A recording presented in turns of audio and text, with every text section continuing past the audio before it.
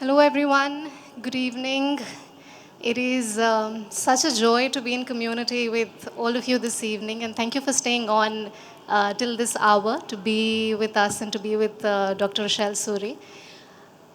I want to start this session by truly thanking and celebrating Aparna and her incredible team at the Red Door for really curating such a meaningful and important platform with a diversity, such a rich diversity of perspectives on mental health. And it is really this spirit of the Red Dot team's constant engagement with different approaches to and with the different schools of thought of psychology, which seek to understand mental health, healing, and understand the human experience more holistically, that Aparna discovered transpersonal psychology being both practiced and researched on very deeply in India. And what I find very unique and very valuable about transpersonal psychology in my very limited and beginner's perspective is the way it marries Eastern philosophy with Western psychology, as Dr. Suri says, and really brings together spirituality and spiritual aspects of the human experience in close relationship with the Western psychology. And I think, especially being in India, this has so much relevance and resonance, no, with the Indian culture, which is just so replete with everyday experiences of spiritual seeking by people from across generations, and also replete with so many examples of. Spiritual practices and rituals in our everyday lives. So, really, it is with that spirit of inquiry and curiosity that I'm in conversation with Dr. Suri here today. And I must mention that I recently came across a very fascinating paper authored by Dr. Suri, which is called spiritual counseling, where I was fascinated to discover that the two words psychology and spirituality have a very similar root meaning and speak to almost the same essence. And she writes in her paper that the word psychology is a combination of two terms which draw from the Latin root psyche, meaning the soul, and ology, meaning study. Spirituality, as a word, on the other hand, while it has many complex and layered definitions, one of its meanings is of the spirit, of the soul, of sacred matters. So, really, spirituality and psychology seem to speak to the same essence of trying to understand the true nature of the spirit and the essence.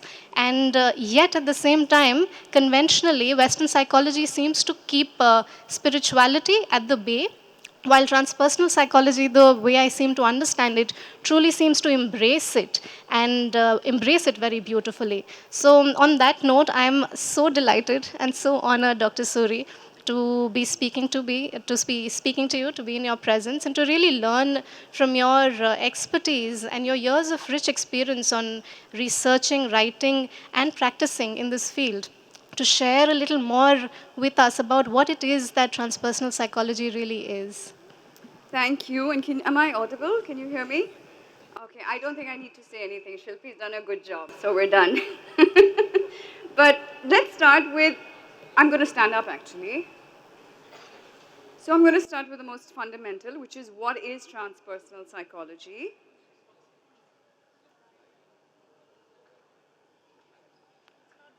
There it is. Okay. So it is a marriage, it's an amalgamation, a collaboration of Eastern philosophy and Western psychology. And traditional psychology talked about consciousness as just the id, ego, and superego, if you are familiar with Freud and the father of psychology, and that's all it was limited to. But transpersonal psychology goes beyond that because it's concerned about the spirit. And it talks about consciousness being limitless, and it talks about consciousness having a multi-dimensional existence. So the word trans is Latin for beyond or across.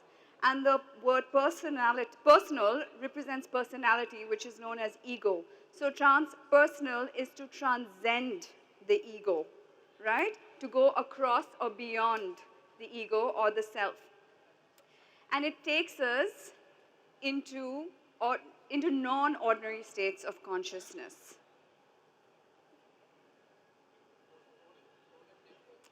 Okay, some interesting facts.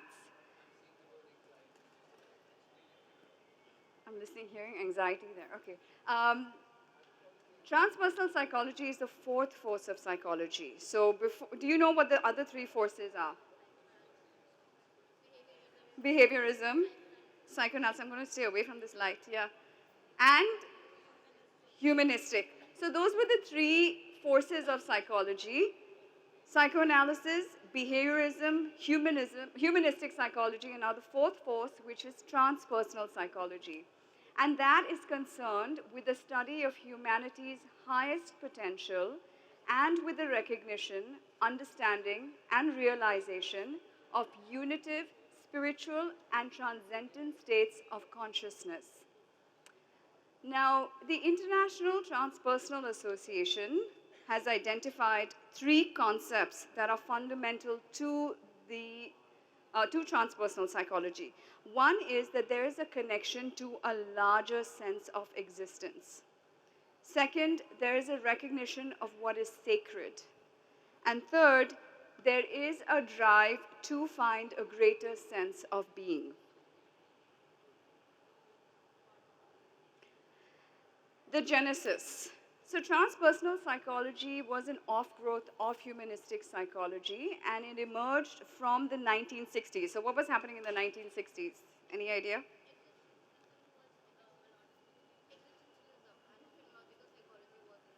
Yeah, it was. But what was the political climate in the 1960s? Come on, guys. It was the Vietnam War. It was a lot of the hippie movement, a lot of experimentation with drugs and psychedelics, right? And that's when transpersonal psychology emerged, because as a psychology, it sought to understand other dimensions of consciousness, right?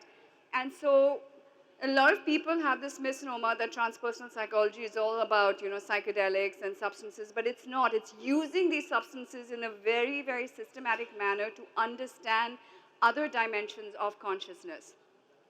And so some of the contributors of transpersonal psychology are William James, Carl Jung, Abraham Maslow, Ken Wilber, Stanislav Grof, Stanley Krippner, and these are just amongst some of the many that have contributed to transpersonal psychology. Okay, transpersonal psychology seeks to explore and understand religious and spiritual exploration. So that means understanding how spiritual practices or religious practices contribute to the development of the higher self. Second is experiential experimentation, which is inducing experiences either through substances or other techniques to develop insights into the self or into the world. Third is peak experiences. Anyone familiar with peak experiences, the concept? Okay, so this is part of humanistic psychology. It is one of the concepts which describes the transcendent moments that one experienced, right? Have you ever had those experiences of ecstatic bliss, right? Or deep peace? These are called peak experiences, and these are very far and few in between, and they have a lasting memory. And they can range from simple activities to very intense activities. So anybody seen an amazing sunrise or a sunset and have had that peak experience? So that's that. But the idea is that it's blissful, it's ecstatic. One feels all of these emotions. And the last one is altered states of consciousness, where one is not in touch with consensus reality and has distorted perceptions of reality. And altered states of consciousness are usually induced, and transpersonal psychology has been very much concerned about altered states of consciousness, especially through the use of psychedelics. And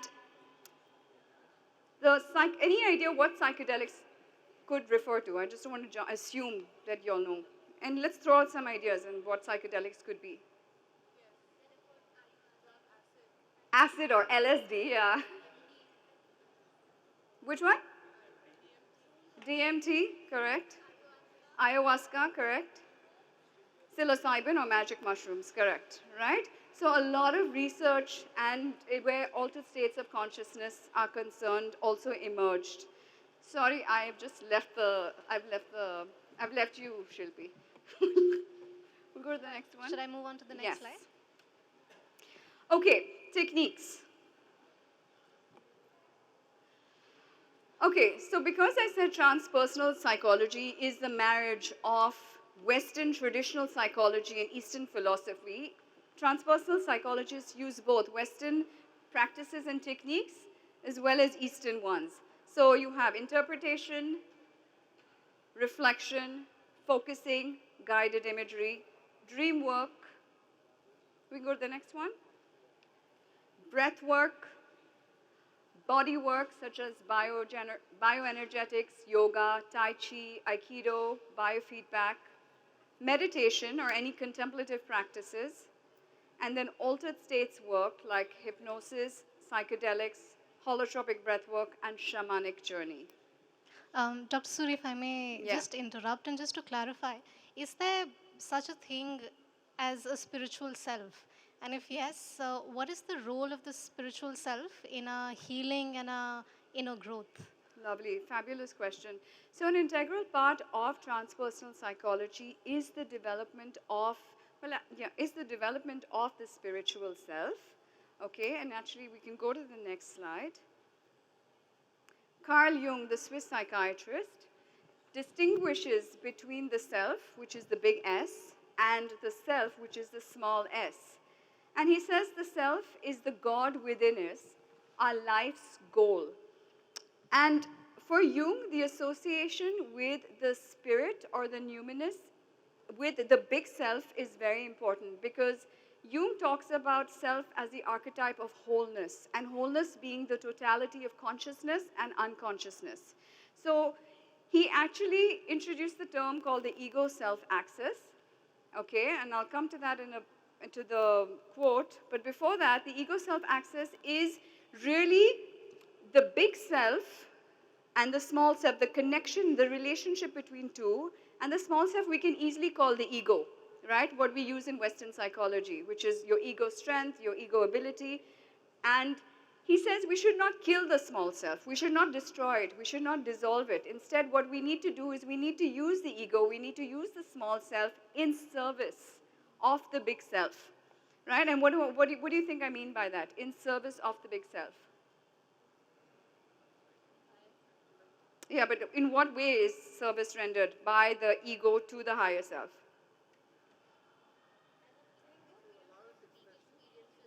What? Yes, to use those peak experiences, absolutely. Aditi? Correct. So practices to facilitate expression of the big self, right? Self-actualization, which Maslow talks about, okay? So Jung says the self reaches out beyond the ego personality on all sides because of its all-encompassing nature.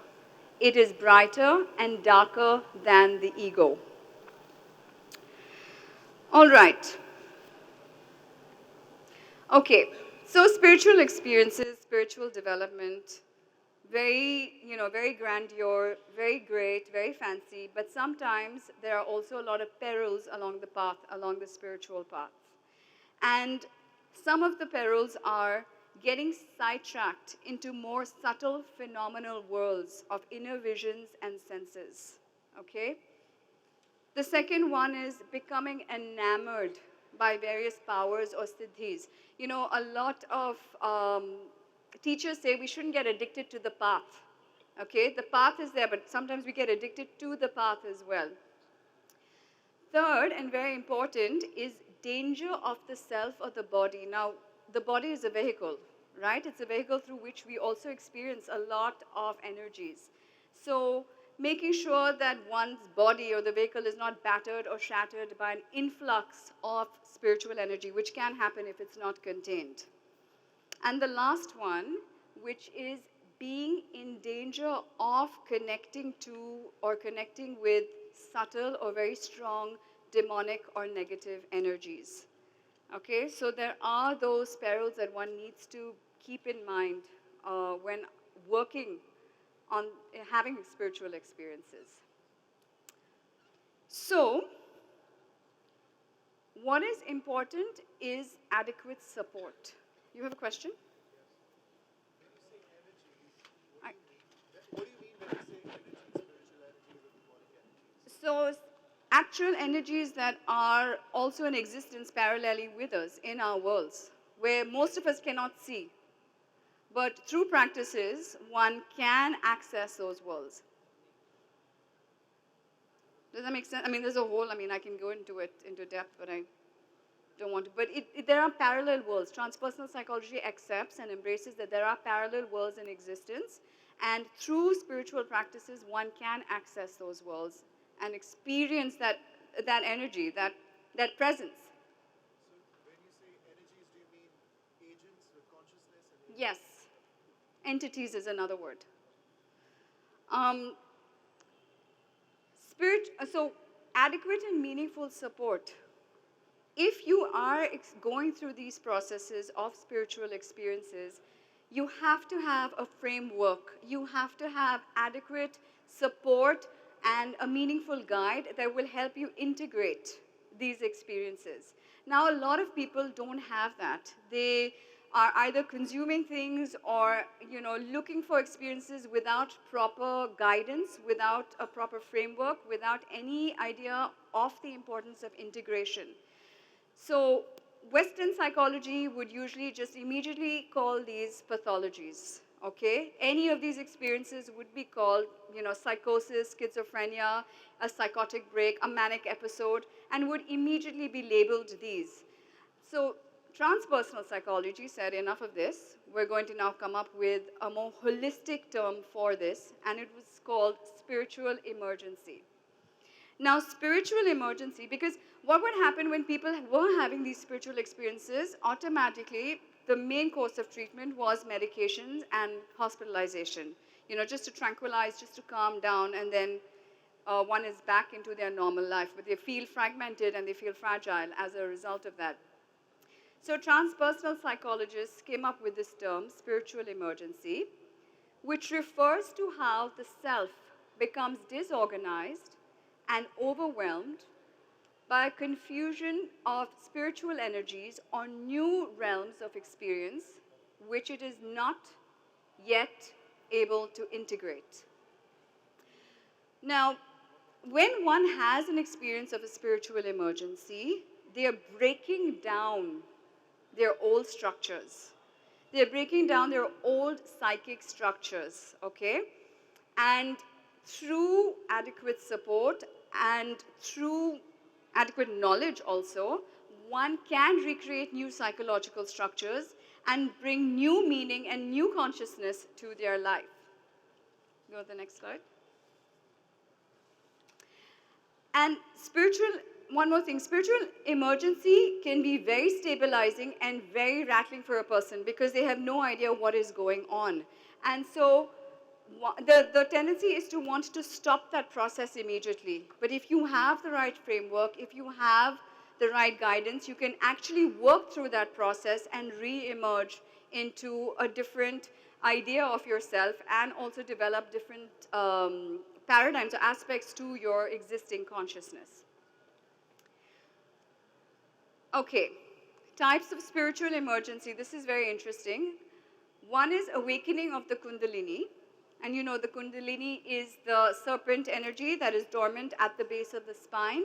And an awakening of that can create a lot of confusion, again, if one is not prepared, if one does not have any idea of what's happening, because it's working through each of the chakras till it hits the crown chakra. And the idea is the purifications of each chakra.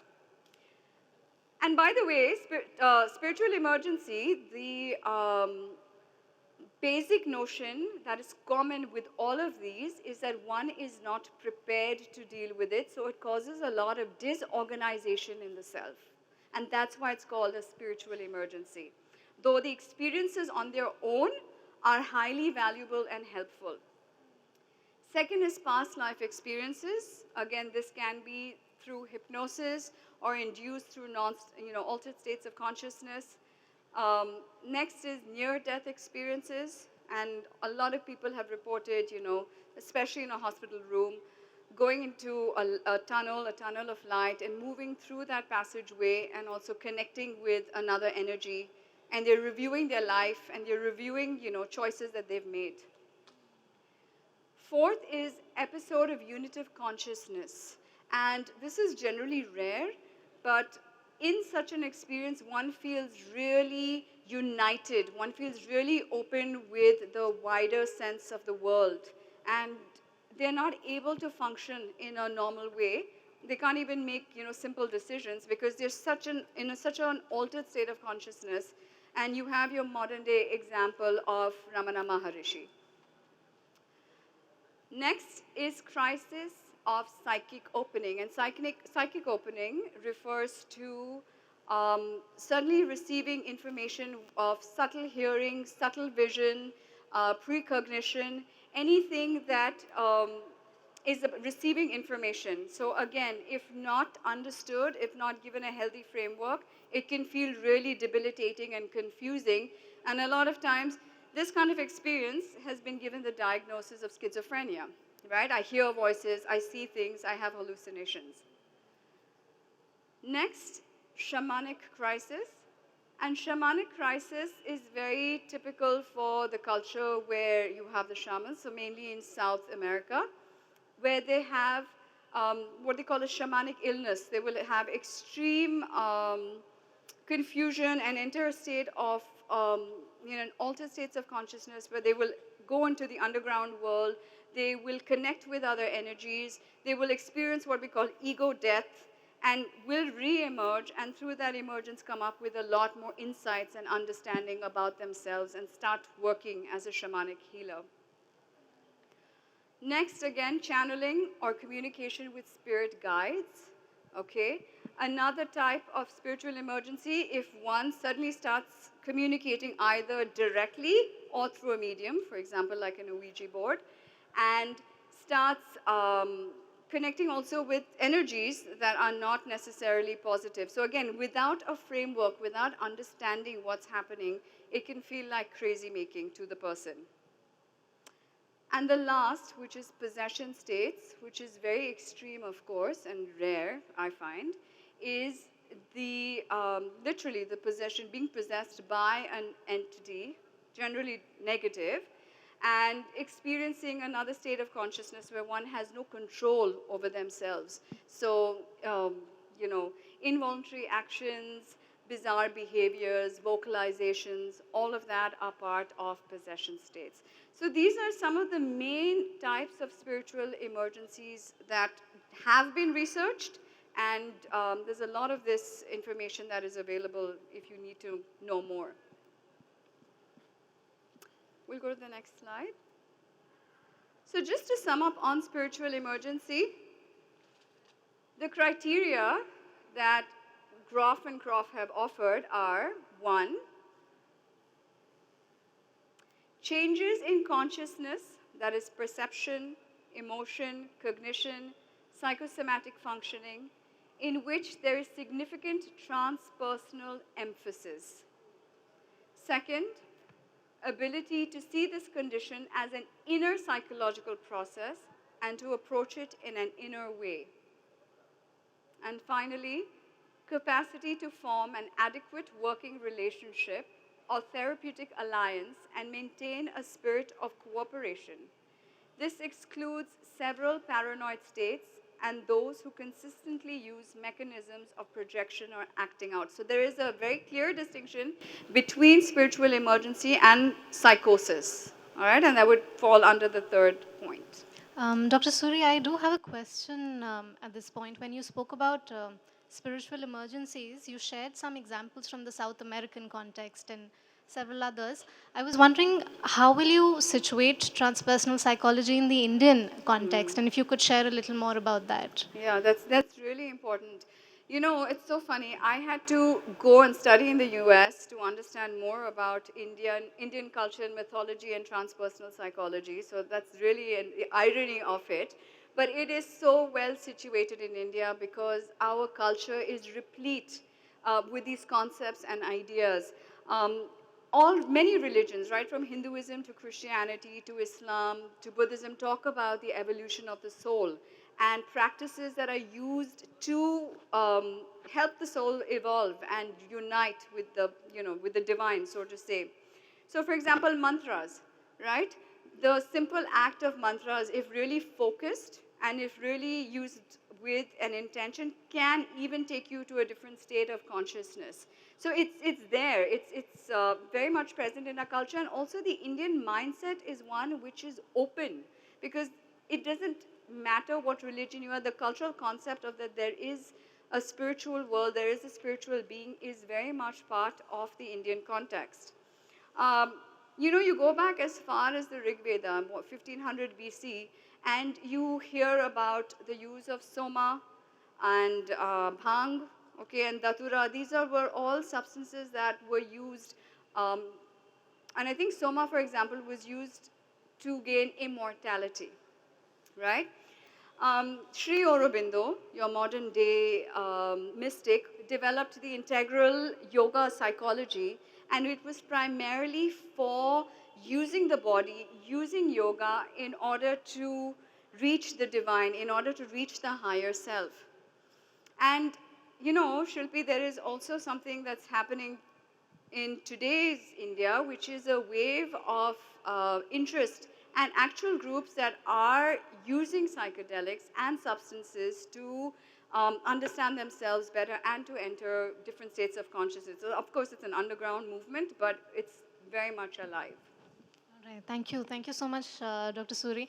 And I'm, just thinking, like, in the spirit of combining the knowledge and the wisdom that you've shared with practices and with method, I was wondering if you could also share with us, so what are some of the ways for us to recognize and access our spiritual core, and what are some practices that can help us connect with our spiritual self, as you spoke about? Dr. Yes. Rochelle, Yeah. sorry, here.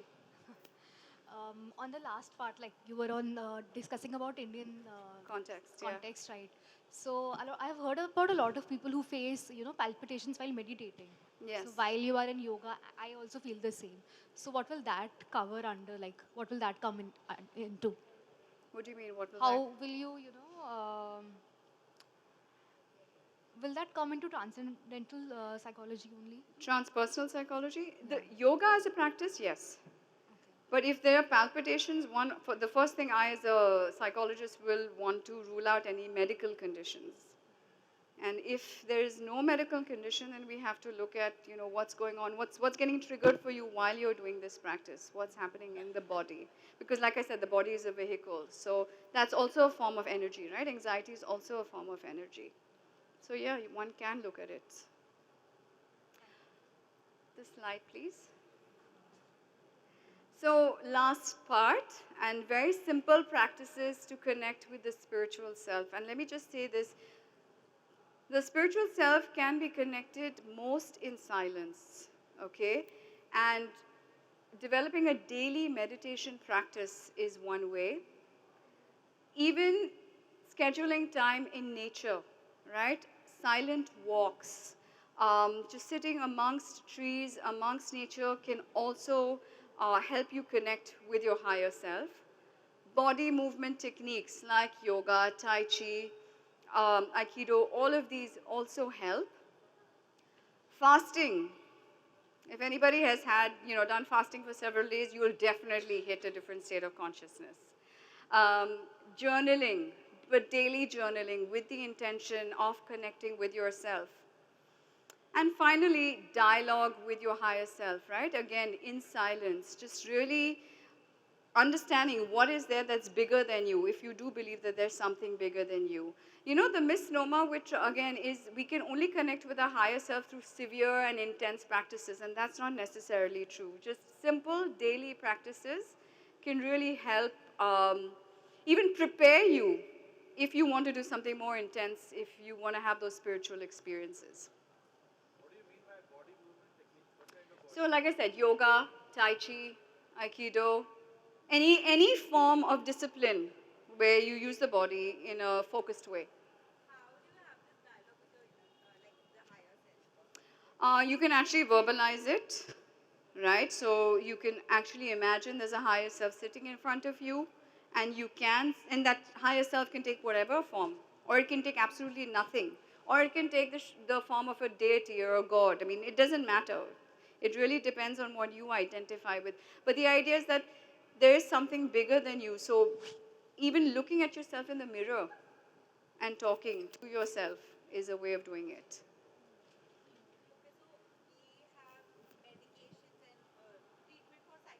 Yeah.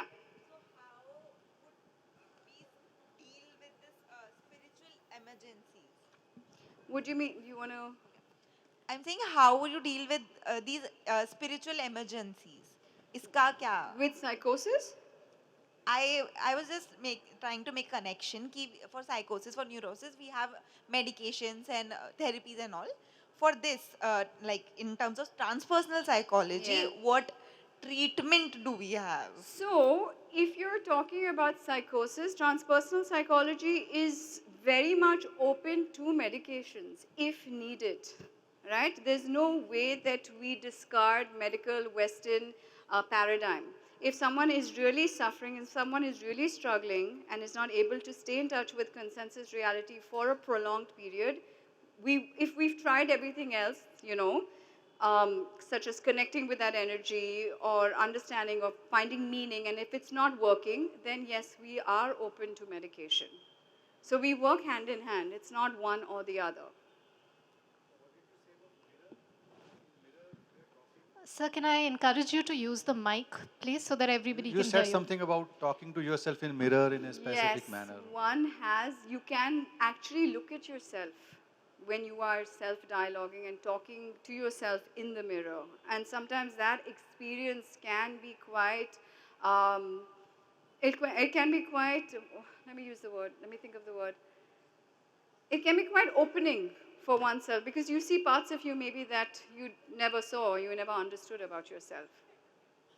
Something akin to in a little lighter side, like in a old movie of Amitabh Bachchan talking to himself There you go. in mirror. Yeah. देखो कोई मार नहीं सकता था दारूला पिया होता तो. Exactly.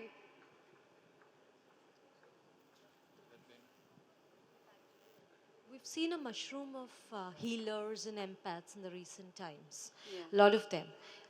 But they're not really psychiatric practitioners No, or they're psychology practitioners. So, what's your stand on that? Because um, in my connection, I've really found that they themselves, the practitioners of healing, and I find that they're very lonely or they don't have standards that they can adhere to, which maybe a psychology offers or some kind of a boundary. So, what's your take on that? Are you talking about ethical standards?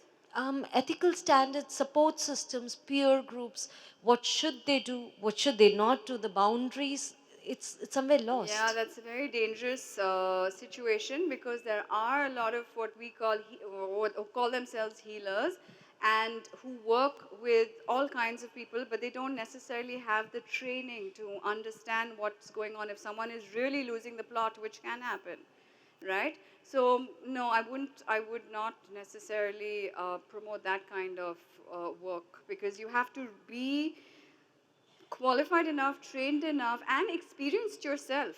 So even if you have someone who is a transpersonal psychologist, if they've not had certain experiences, even that can be dangerous because how am I supposed to understand what you're going through if I don't have a sense of what it is?